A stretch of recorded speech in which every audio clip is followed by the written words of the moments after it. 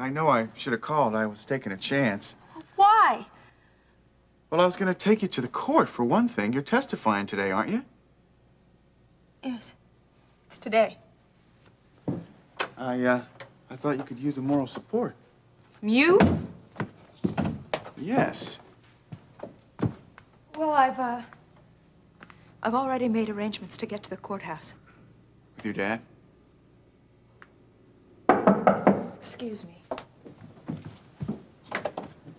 Good morning. Hi. Oh, hi, Gil. Hi. I get the feeling that I'm interrupting something. No, you're not. Yes, you are. Gil was just getting ready to leave.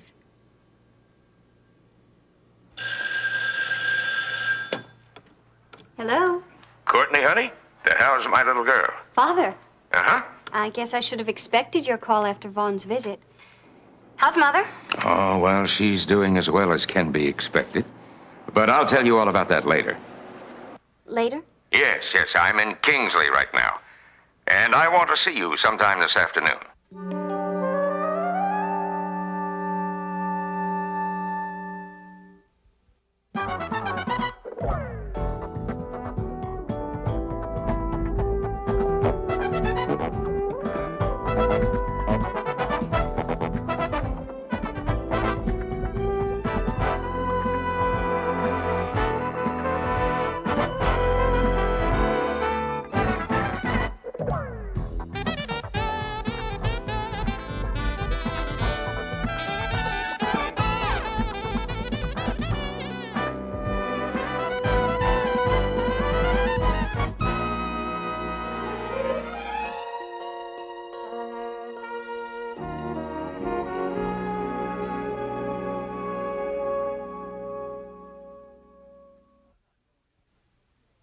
Now, wait a minute. I'm not going anywhere.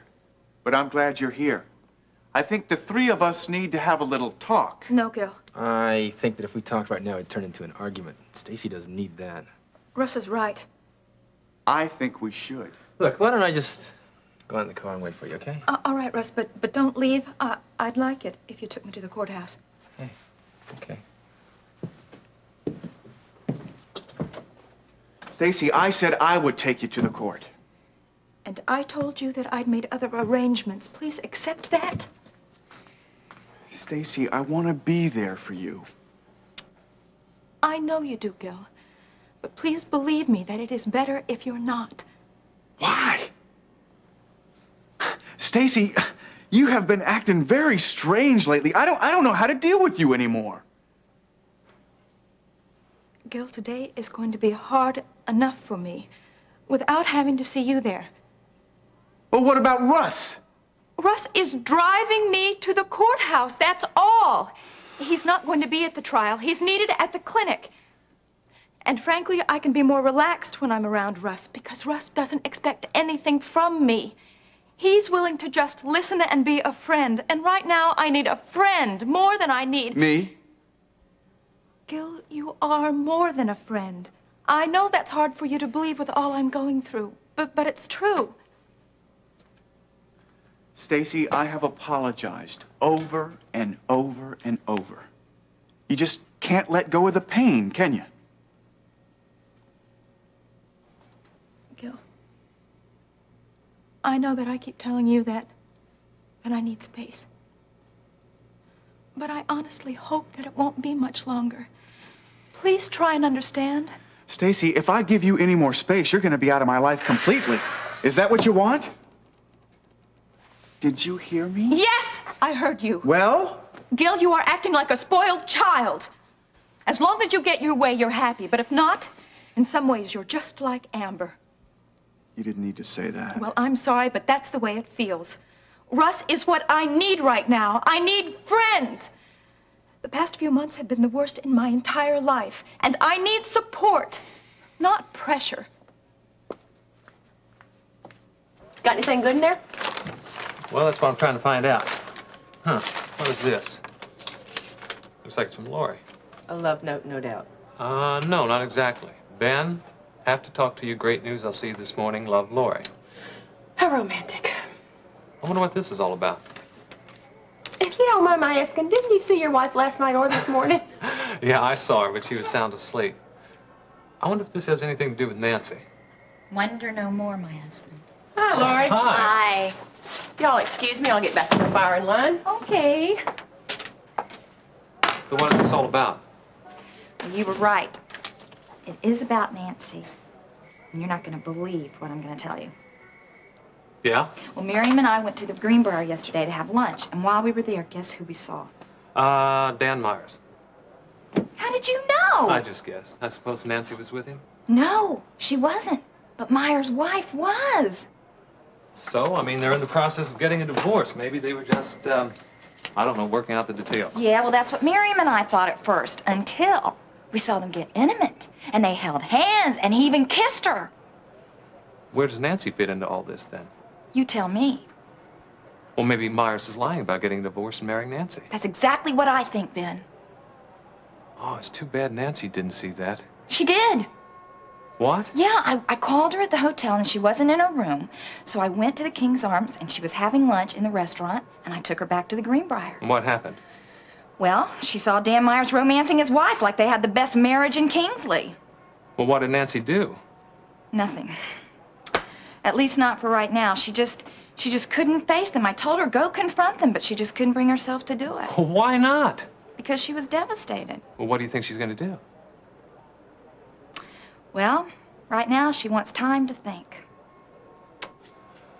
Yeah, but given enough time, she might decide you both misread the situation. No, I really don't think she will, Ben, because she knows what she saw. And I do not believe that she can convince herself otherwise. Well, I hope you're right, Lori. I certainly hope you're right.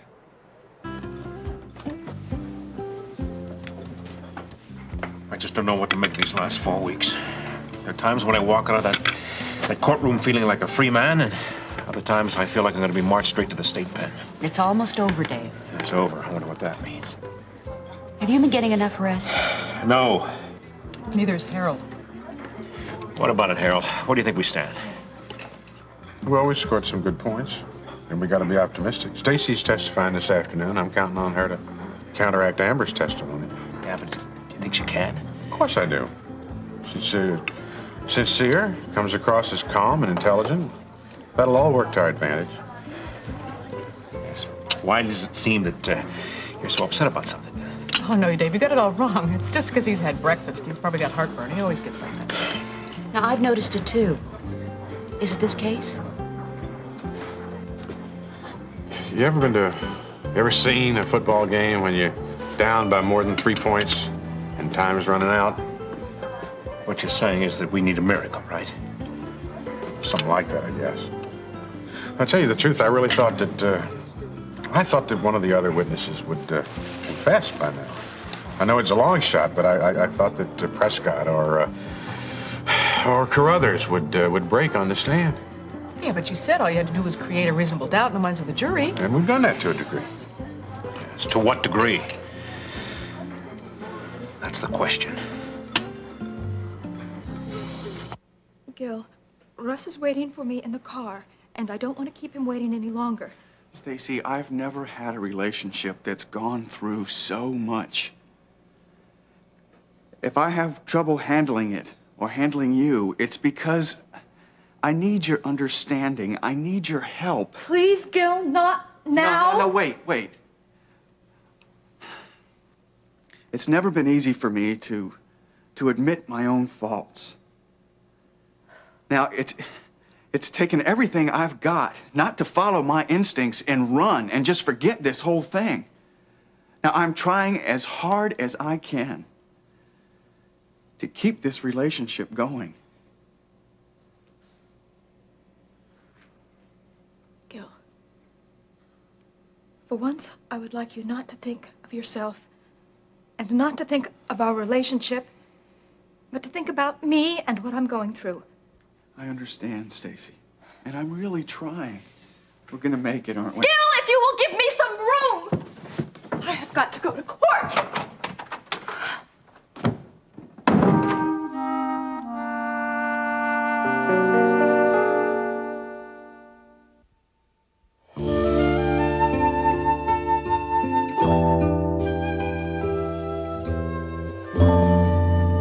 Hey, Harold.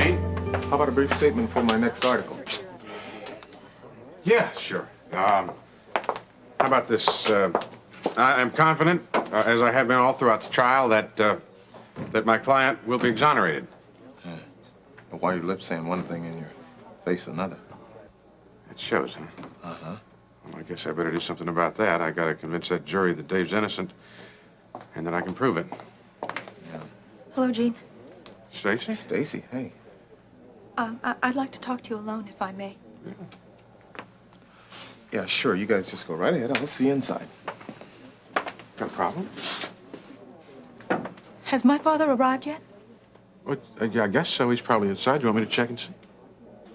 No, that's all right. I mean, I don't want to let him down.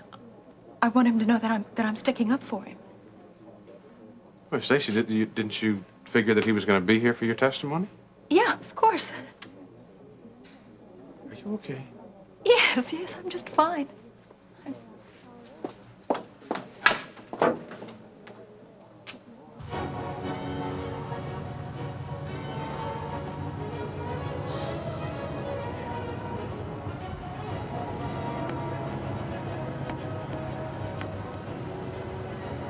I must say, Courtney, I was distressed that you waited so long before contacting your Uncle Charles. Well, I really didn't think that was necessary, Father. I like living here in the dorms. I have my own room. It's small. Well, I'd be more comfortable if you were staying someplace more befitting your background. Like Uncle Charles' home. Or something like that, yes. Well, I didn't think that was necessary, Father. Oh, 3 months away from home, and already you're turning your back on all of us. That's not true. I'd never turn my back on you and Mother. And Vaughn? Tell me about the young man that Vaughn saw at your uncle's. His name is Peter Davidson. He's very nice. He must be, or you wouldn't go out with him. But don't you still love Vaughn? Don't you? Obviously, you think I do. Well, you seemed to think so too, just a short time ago. Courtney, you can't write off 3 years of courtship. Courtship? Well, call it whatever you want. The point is that you went with Vaughn for that length of time, and he proved to be a devoted young man. If you want that kind of devotion. Now, don't talk smart, young lady. I'm certain Vaughn would be a faithful husband and a good provider. He'll provide for more than me, though, won't he? I don't deny that. Your marriage to Vaughn will mean that the company stays in the family. But there's more, much more. Courtney, there isn't anybody I can confide in except you. I'm a frightened man. The care your mother has needed and my serious business problems have put this family on the verge of bankruptcy. If your mother hadn't improved, if I hadn't been able to take her out of the sanitarium, I don't know what we would have done. I didn't know it was that bad. The only reason I consented to let you come this far away to school was because I felt that you were straining at the reins a bit. But Courtney, don't lose sight of your goals. You've always been happiest when you've been with Vaughn. Remember that now. You swear to tell the truth, the whole truth, and nothing but the truth, so help you God? I do. Be seated. Miss Phillips, your sister, Amber, when she was on the stand the other day, said that your father had actually struck her one time when she was 15 years old. You remember that? Yes. Miss Phillips, you're going to have to speak louder, please. Yes. Can you describe the circumstances surrounding that event? Amber was experimenting Yeah, she's experimenting with what? with grass, with marijuana. I see. Was this the only time that had happened? No. She, smoked during most of her 9th and 10th grade years at school. Was your father aware of this? Yes. How did he react? Well, I remember seeing him struggle for control many times, and this was even when he was sober. Slip could be very helpful to us. Well, what did he generally say or do in the way of discipline? Well, he'd ask her to stop. He'd even plead with her, and then Amber would yell at him and say that smoking was better than drinking, and then she'd hold that up as proof. In view of that, what kind of a... Well, would you say that your father was a loving parent? Oh, yes, because he forgave Amber so many times. And what about your relationship with him?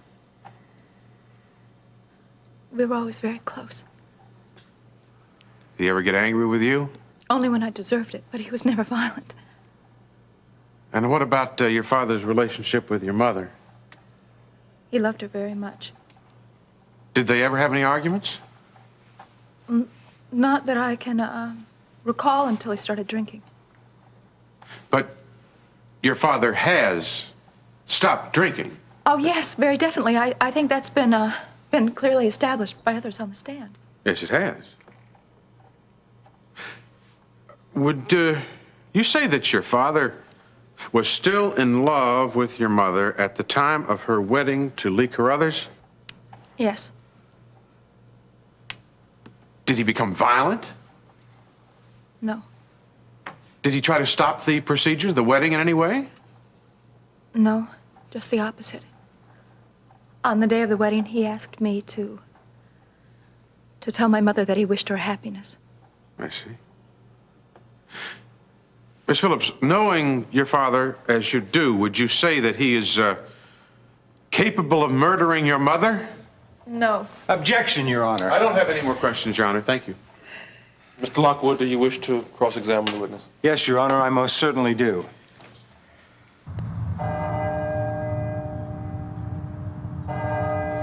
Father, I don't think you realize what these past 3 months have meant to me.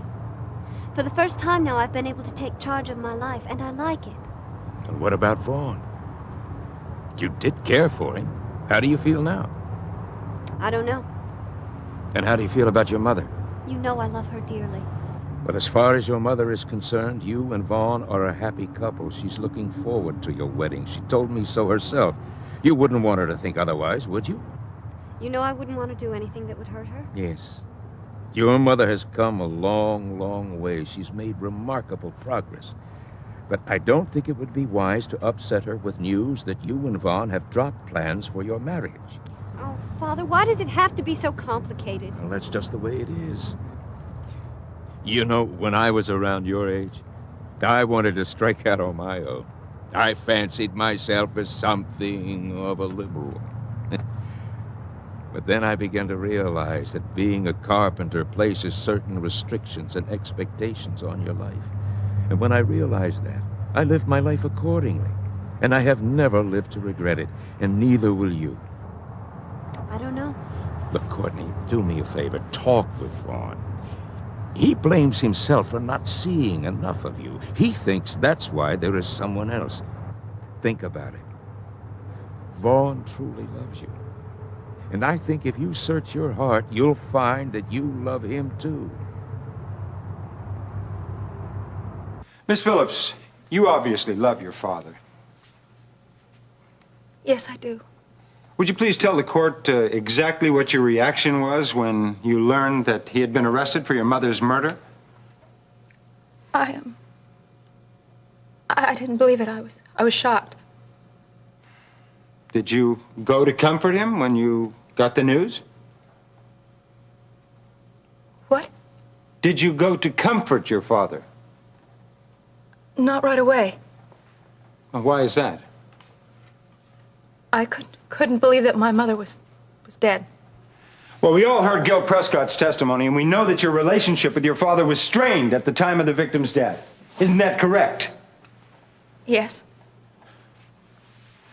When, after the murder, did you see your father, and what did he say to you?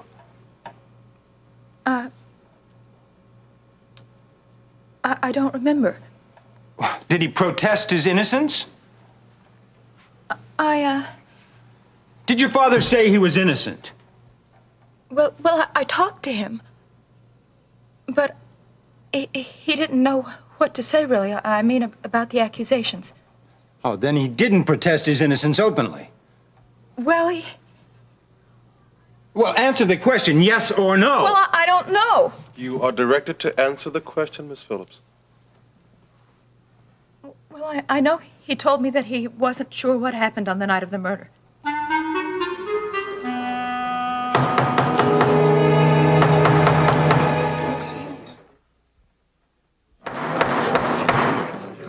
Would you kindly explain that last statement? Well, what I mean is that my father was confused about what happened that night. He didn't think that he murdered my mother. Your father has already admitted to the police that he's lost track of 15 or more hours, though his memory is coming back during this trial. Now, when you talked to your father about the murder, did he tell you that he couldn't have killed your mother? I know he said something like, I don't know, maybe I did do it and I don't remember. Oh, it makes sense. No, Dad. I have no further questions of this witness, Your Honor. Thank you. Mr. Webster, do you wish to redirect? No, Your Honor, not at this time. Very well. Miss Phillips, you may step down. Miss Phillips?